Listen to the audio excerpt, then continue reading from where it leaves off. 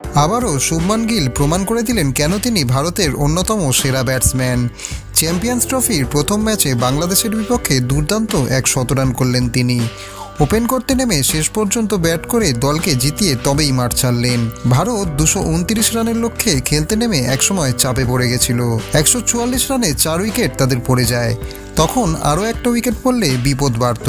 তাই কোচ গম্ভীর শুভমনকে বার্তা পাঠান যে শেষ পর্যন্ত টিকে থাকতে হবে, এবং শুভমনও সেই নির্দেশ মেনে খেলে চলেন। 126 বলে 100 রান করেন তিনি, যা 2019 সালের পর আইসিসি টুর্নামেন্টে ভারতের সবচেয়ে ধীরগতির 100 রান। কিন্তু শুভমনের মতে এটি তার কেরিয়ারের অন্যতম সেরা ইনিংস বটে। দুবাইয়ের স্লো উইকেটে ব্যাট করা সহজ ছিল না। 129 বলে 101 রান করা ইনিংসে তিনি মারেন 9টি 4 ও 2টি ছক্কা। ম্যাচ শেষে শুভমন বলেন, একটা ছক্কা আমার ওপর থেকে চাপ কমিয়েছে, আর একটা আমাকে 100 রানের কাছাকাছি নিয়ে গেছে, তাই দুটোর গুরুত্বই আমার কাছে সমান।